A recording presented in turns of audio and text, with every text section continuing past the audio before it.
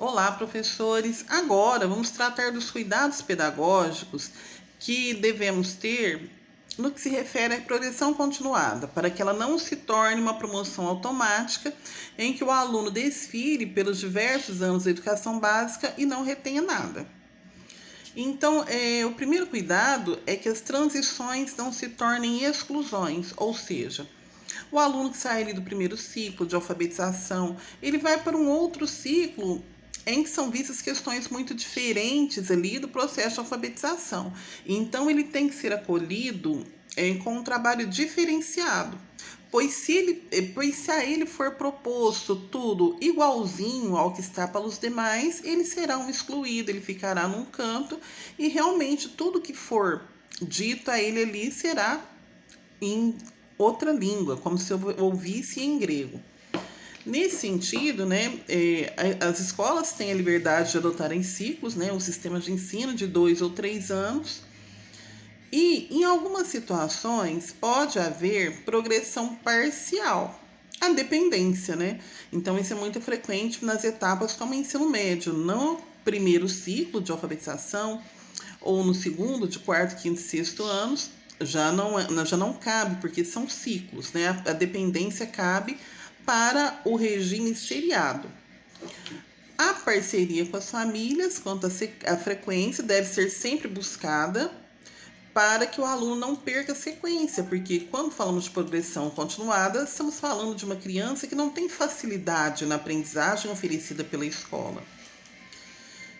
E, nesse sentido, vamos aqui para o parecer do Conselho Estadual de Educação número 8, de agosto de 97, que ele regula essas relações no que se refere à progressão continuada, ele traz um registro dessa deliberação e traz aí alguns detalhes dessa parte pedagógica, né?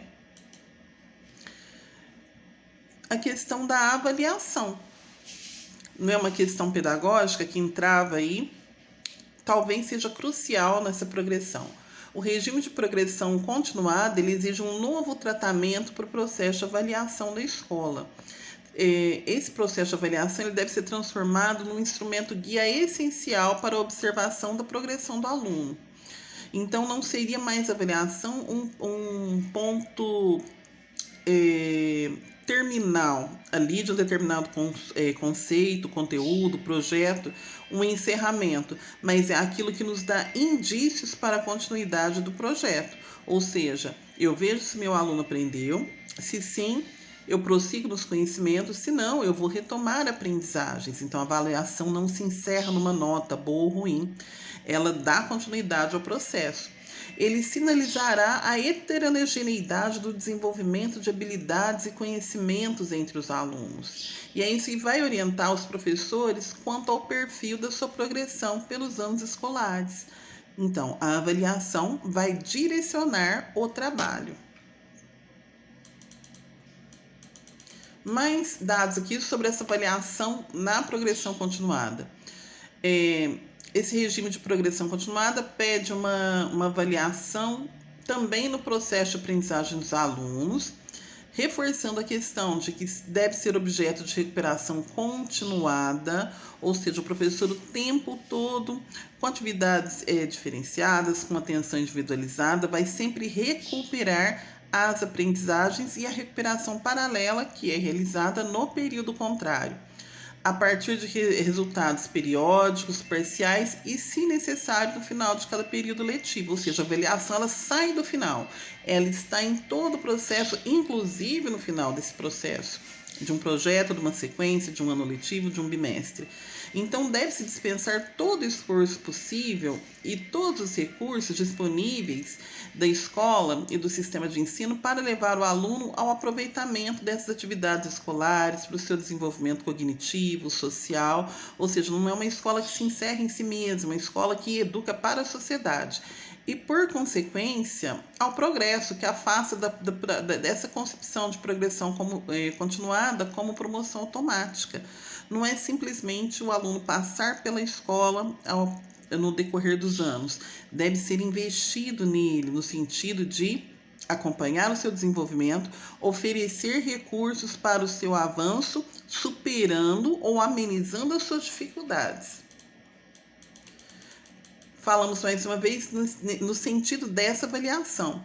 Ela adquire um sentido comparativo do antes e o depois da ação do professor, dessa intervenção que o professor coloca, valorizando os ganhos, por pequenos que sejam, em diversas dimensões do desenvolvimento do aluno, né? Então, a avaliação não é mais um corte, mas continuidade sempre.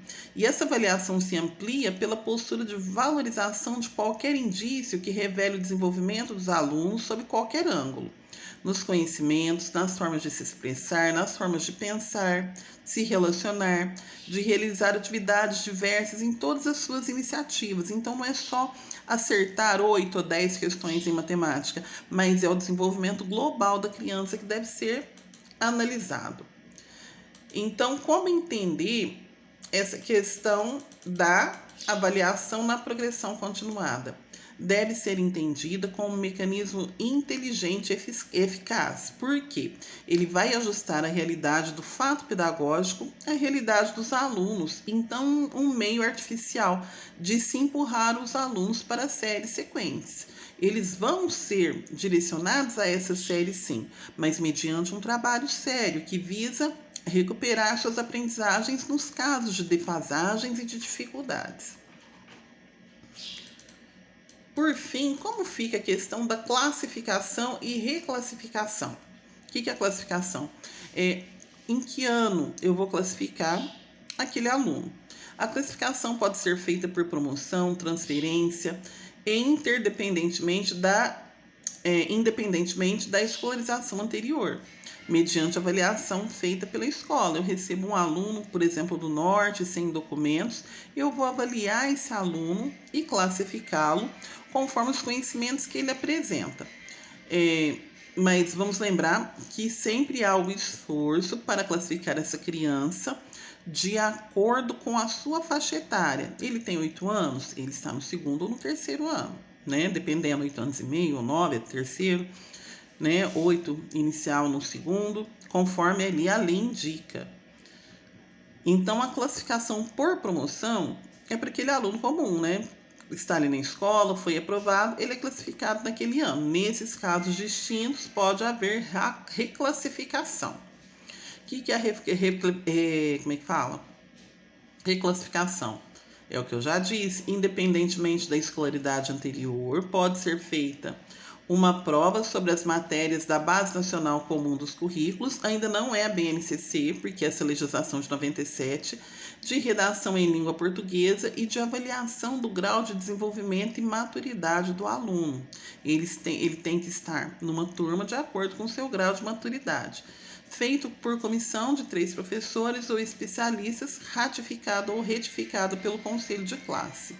Então, esse seria o mecanismo de classificação e reclassificação de alunos em regime de progressão continuada.